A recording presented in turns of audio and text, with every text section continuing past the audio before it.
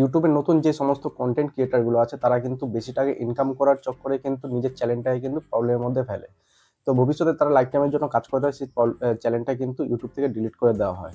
তো কিরকম কি সিস্টেম, এটা প্রবলেমটা আসে কিসের জন্য সেটা তোমাদের সাথে শেয়ার করবো। ভিডিওটা শেষ পর্যন্ত দেখবে, তাহলে বুঝতে পারবে যে কি ধরনের প্রবলেমের জন্য এই কেসটা হয়ে থাকে। ইউটিউবের মেন ইনকাম হচ্ছে কিন্তু স্পন্সরশিপ থেকে, ব্র্যান্ড প্রমোশন যেগুলো আসে সেগুলো থেকে কিন্তু বেশি টাকা ইনকাম করার জন্য কিন্তু এই ব্র্যান্ড প্রমোশনগুলো কিন্তু ইউটিউব কন্টেন্ট ক্রিয়েটার যারা আছে তারা কিন্তু নিয়ে থাকে।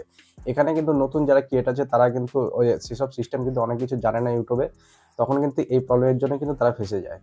তো নতুন যে ব্র্যান্ডগুলো আছে সেই ব্র্যান্ডগুলো কিন্তু একটা কিছু কিছু কোয়ারিজ থাকে যে তোমাকে ব্র্যান্ড প্রমোশন করবে, টাকা অফার করবে ঠিকই, কিন্তু তাদের একটা কোয়ারিজ থাকে, তাদের একটা ডিমান্ড থাকে কি তাদের মতন করে সে টাইটেল সেখান থেকে পাঠিয়ে দেবে, সেই টাইটেলটা কিন্তু তোমার ভিডিওতে বসাতে হবে, এরকম অনেক সিস্টেম থাকে। তখন টাইটেলটা কিন্তু তোমার ভিডিওর যে রিলেটেড যে ভিডিও বানাচ্ছ, যে টপিক নিয়ে তুমি ভিডিও বানাচ্ছ সেই টপিকের সাথে কিন্তু কোনো রিলেটেড থাকে না, তখন কিন্তু তোমার এই টাইটেলের জন্য কিন্তু ইনঅথেন্টিক কন্টেন্ট চলে আসে, মিসলিডিং চলে আসে, মিসলিডিং পাবলিকের, তুমি অডিয়েন্সের সাথে মিসলিডিং করছো সেরকম একটা পলিসি চলে আসে, তখন কিন্তু তোমার ভিডিওটা ডিলিট হয়ে যায়। তোমার ভিডিওটা ডিলিট হওয়ার জন্য কিন্তু তারা কোনো দায়িত্ব নেবে না।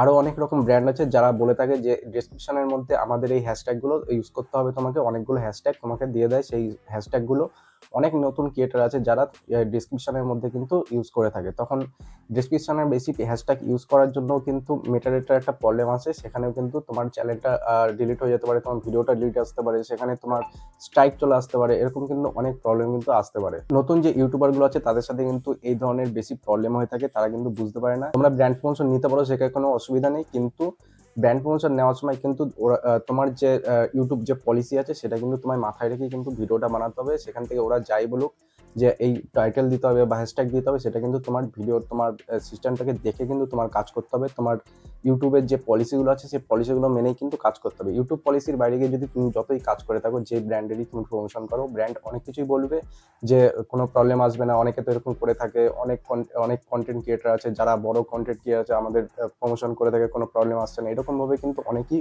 বলে থাকবে। তোমার চ্যানেলটাকে কিন্তু তোমাকে ঠিকঠাক রাখার জন্য কিন্তু ইউটিউব যে পলিসি আছে, তুমি কারণ কি ইউটিউবেই তুমি কাজ করে থাকো, ইউটিউব পলিসির উপরেই কিন্তু তোমার কাজ করতে হবে। তো ব্র্যান্ড প্রমোশনের জন্য তখন তুমি যদি কোনো ব্র্যান্ড তোমার কাছে আসে, সেখানে কিন্তু তোমার পলিসি দেখেই তুমি কিন্তু ইউটিউবে কাজ করবে।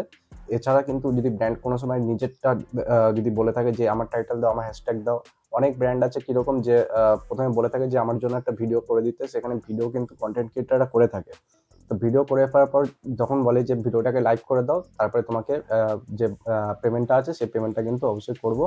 সেখানে কিন্তু তোমার ভিডিওটা লাইক করে দেওয়ার পরে কিন্তু অনেক ব্র্যান্ড আছে তারা কিন্তু তোমাকে পেমেন্ট করে না, এখানেও কিন্তু তোমার একটা প্রবলেম আসতে পারে।